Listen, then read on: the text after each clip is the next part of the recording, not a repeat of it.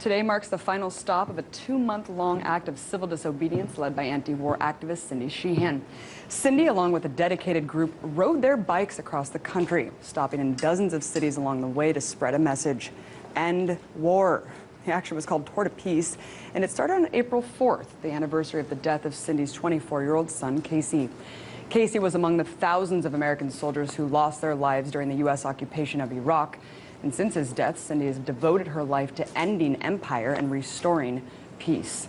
Today, on the final leg of the tour, Cindy has arrived right here in D.C. She joins me now in studio. Excellent to see you always, Cindy. It's always great to see you, Always amazing to have you on. What was your inspiration for Tour de Peace? Well, you know, Abby, since Casey died, we've talked about this a lot. I've been trying everything to raise awareness, to get people out in the streets, to protest the wars. And when Obama came into office, the movement was demobilized, and I've been trying to do everything. So in January, I was just really frustrated with not so much the empire, because the empire does what the empire is always going to do.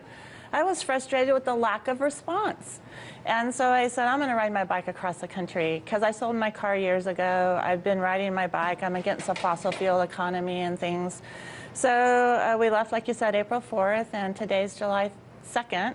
And tomorrow I'll be flying home after we do a rally in front of the White House. So we had many stops along the way. The crowds were big for today. You know, we don't get the thousands, hundreds of thousands of people that we used to get. But people, I sense their frustration, and they want to know what they can do about it now. Tell me what you've been saying at the places that you've stopped at. What was the most surprising part of the tour? Because I know you stopped in a lot of conservative pockets across the country. Well, I've been telling people that, you know, we have to break free of this partisan apathy that we're in, that our activism has to be based on our own principles, not the principles of the Democratic Party or the Republican Party. And the surprising thing is a very positive response that we've received to that message, and how people are turning towards each other in community and saying, you know, we're just going to give up on what's happening there and what I call washed up deceit. You know, we're going to turn to community and make things better here in our families, our neighborhoods, and in our towns. Really just generating the community involvement with each other, because it's as you said, given me so much hope. You know, empire is going to do what it's going to do, Cindy. Are bold actions like this necessary?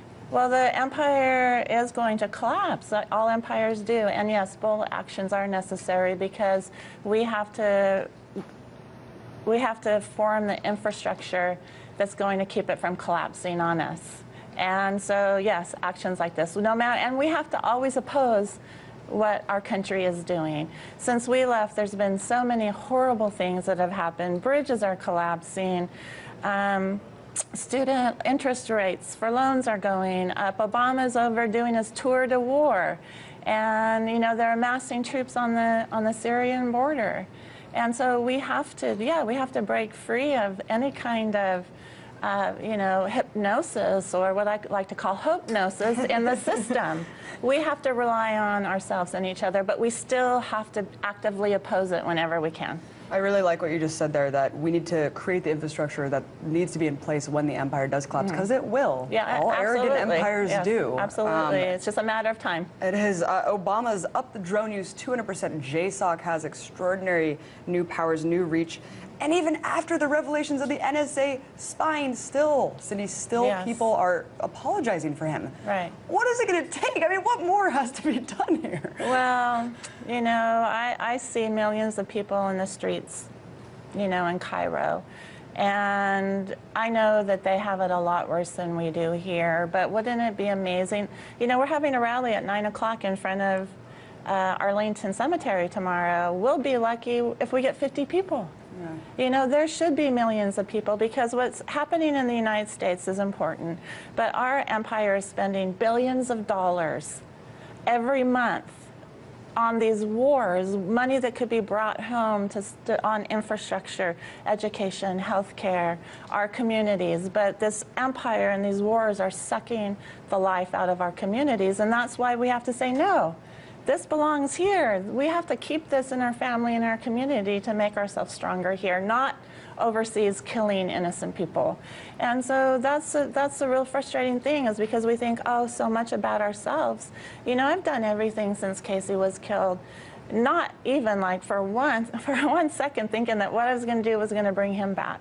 But there's millions of people in harm's way, and those people are just as important as, you know, Americans. Every human life is precious, Sydney. One thing you've spoken about is whistleblowers. Do you see any hope in these countries kind of standing in defiance to the U.S. empire? I think that that is really amazing, and I think that my friend Hugo Chavez that we lost a few months ago really inspired, you know, Latin America and other countries to kind of break free from the dominance of the United States. So it's exciting. It's an exciting thing to witness that. And then Germany just denied Snowden's position or petition, but we were just spying on Germany. Yeah. You know, why won't Germany just say, forget it, you know, he can come.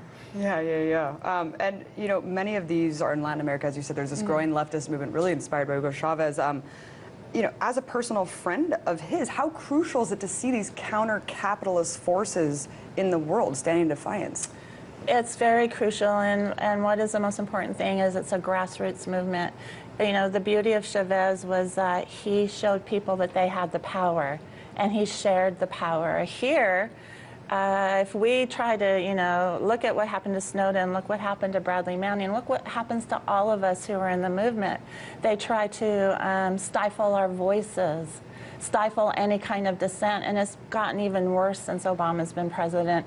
So what's important is that the people in these Latin American countries and all over the world, and Egypt, you know, they've been awakened. And they're taking the power where it rightfully belongs in the hands of the people. We just want to give it to somebody and not do anything. Right. But we have to be inspired that we're the ones that have the power, we're the ones that make changes, and it's going to take courage and coming out of our comfort zones to do that.